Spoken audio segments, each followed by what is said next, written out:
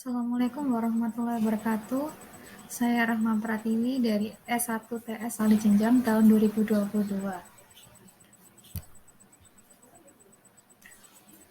Di sini saya akan menjelaskan tentang suatu proses pendaftaran pengadaan tender barang atau jasa pada laman LPSE. Jadi nanti saya akan menjelaskan proses awal cara mendaftarkan di LPSE sampai bisa mengikuti tender di laman LPSE. Sebelumnya, saya akan menjelaskan apa sih itu pengadaan barang atau jasa. Nah, pengadaan barang atau jasa ini yang pada laman LPS ini hanya untuk lingkup pemerintahan. Pengadaan barang atau jasa itu pengertiannya adalah suatu kegiatan yang dilakukan kementerian atau suatu lembaga ataupun juga perangkat daerah yang dibiayai oleh APBN, APBD, yang prosesnya itu dilakukan sejak identifikasi awal kebutuhan hingga serah terima jabatan. Nah, untuk tujuannya sendiri, pengadaan itu apa sih fungsinya tujuan dari pengadaan ini? Tujuannya yang pertama adalah untuk meningkatkan penggunaan produk dalam negeri. Atau biasanya kalau kita di e-katalog itu namanya TKDN. Yang kedua, untuk meningkatkan peran perusahaan UMKM. Jadi yang UMKM itu nggak kalah saing itu sama yang perusahaan PT-PT besar-besar. Dan untuk yang ketiga, meningkatkan keikutsertaan industri kreatif. Dan yang terakhir, untuk mewujudkan pemerataan ekonomi dan memberikan perluasan kesempatan berusaha untuk yang lainnya. Nah, prinsipnya ini ada apa yang pertama adalah efisien.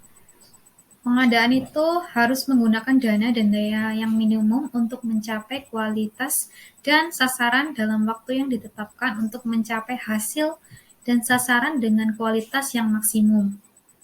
Untuk yang kedua, transparan, yaitu ketentuan dan informasi mengenai pengadaan barang atau jasa yang bersifat jelas dan dapat diketahui secara luas oleh penyedia barang atau jasa yang berminat serta oleh masyarakat pada umumnya.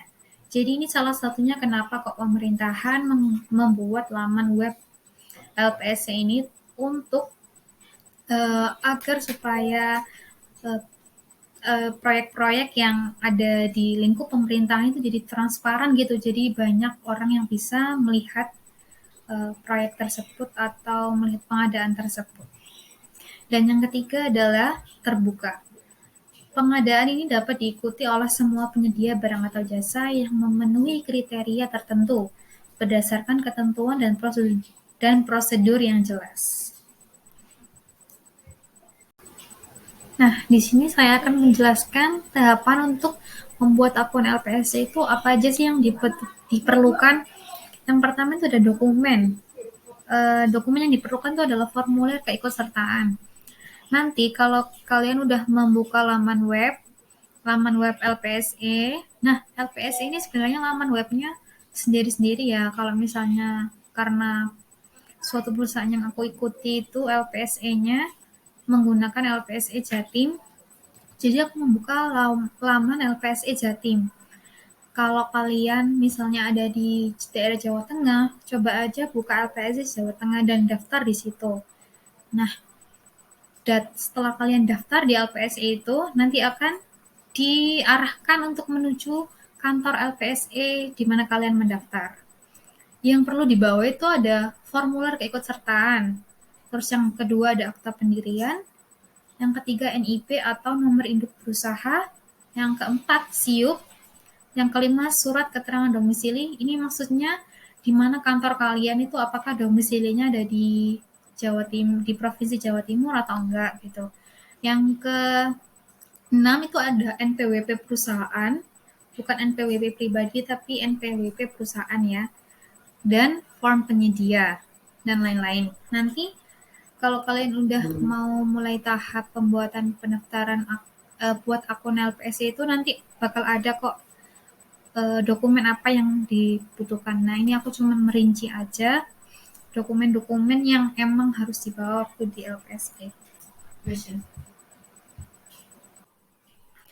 Nah, untuk yang belum tahu gimana tampilan web LPSA sendiri ini gambarnya seperti ini ya. Nah, kalau yang mau daftar, ini tuh ada di sini. Tulisannya itu pendaftaran penyedia yang ada di eh, ada yang warna merah itu dekatnya login, itu ada pendaftaran penyedia.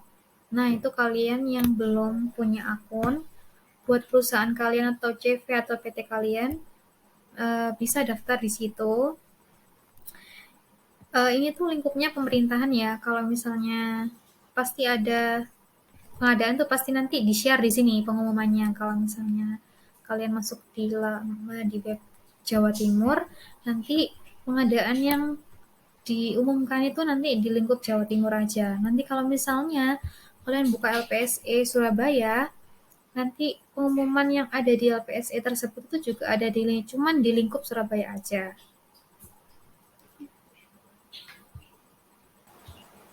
Untuk selanjutnya, kalau misalnya yang ingin tahu setelah mengklik di laman pendaftaran penyedia tadi, nanti akan kebuka seperti ini di web Sikap.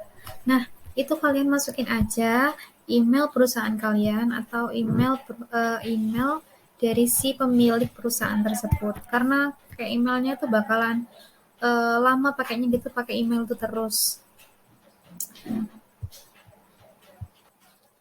Ini aku nggak bisa kasih contoh karena aku udah pernah daftar sih, pernah daftar di laman ini, udah pernah daftar akun LPSE. Jadi nanti coba aja masukin emailnya, masukin email CV atau si pemilik CV itu tadi, terus daftar, klik daftar. Nah, nanti itu ada informasi lebih lanjut dan bakal akan disuruh ke kantor LPSE tempat kalian daftar. Waktu itu aku daftarnya di LPSE Jatim yang ada di Jalan Tugu Pahlawan. Aku ke sana bawa berkas-berkas dan bawa nomor pendaftaran penyedia. Nah, kenapa sih kok harus punya akun LPSE? Karena itu kalau ingin tahu pekerjaan yang ada di lingkup pemerintah itu emang sekarang menggunakannya web tersebut. Dan ada juga yang namanya e-katalog. Nah, itu tuh karena untuk mudah eh, kayak terbuka gitu untuk semua si pemilik CV ini, si penyedia ini untuk mengikuti pengadaan-pengadaan yang dilakukan oleh pemerintah. Ini aku mau nunjukin contoh. Ini tuh salah satu tender yang pernah aku ikutin. Itu ada di lingkup Rumah Sakit Umum Daerah di Jawa Timur atau RSUD Sutomo ya. Ini tuh salah satunya adalah pengadaan barang, belanja barang, cat, jasa blood, atau pembelian bahan bangunan. Nah, itu aku pernah ikut salah satu tendernya, nanti aku jelaskan. Nah, sebelumnya kita tuh juga harus tahu dokumen-dokumen apa sih yang diperlukan. Nah, dokumen ini termasuk ke dalam yang namanya company profile ya. Yang pertama itu ada NPWP pastinya, NPWP perusahaan. Terus menguasai tempat usaha kantor dengan alamat yang benar atau kayak tadi surat domisili kantornya itu di mana, memiliki NIB atau nomor induk perusahaan dan enggak dan punya akta pendirian. Kalau misalnya si yang lagi tender ini bukan si pemiliknya CV itu tadi, harus pakai surat kuasa. Kalau misalnya yang ikut itu adalah si direktur dari CV-nya tersebut, ya udah langsung pakai akta itu tadi, pembuktian akta. Terus bukti bahwa yang diberikan kuasa merupakan pegawai tetap, ada KTP, dan harus SPT ya, harus bayar pajak ya, SPT tahunan. Nah, untuk surat pernyataannya itu, yang bersangkutan itu nggak boleh dalam pengawasan suatu kejahatan atau perusahaannya ini nggak pilot yang lagi valid dan kegiatan usahanya tidak sedang dihentikan. Dan yang bersangkutan atau badan usaha itu tidak sedang dikenakan sanksi daftar hitam. Nah, itu kita bikin form. Nanti kita bikin form dari surat pernyataan ini dan bermaterai ya. Ini bisa dilihat, itu surat pernyataan itu masuk ke dalam form nanti. Bisa jadi satu, yang A sampai F itu bisa dimasukkan dalam satu surat dan jadi satu, namanya surat pernyataan juga harus bermaterai.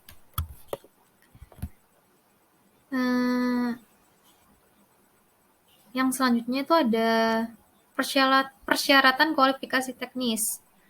Nah, yang pertama otomatis ya harus memiliki pengalaman kerja. Kalau dari perusahaan aku sendiri tuh udah sering mengikuti tender ini yang ada di lingkup RSUD Dr. Sutomo. Jadi otomatis kita pasti punya pengalaman ya, pengalaman kerja. Nah, sekian. Nah, ini kalau udah masuk, udah klik tender ya, udah klik untuk mengikuti. Di sini ada nama tendernya, kelihatan kan? Nah, waktu itu aku pernah diulang nih, tender ulang, karena hampir semuanya itu nggak masuk kualifikasi si penyedia itu tadi. Jadi tahapan tender itu diulang.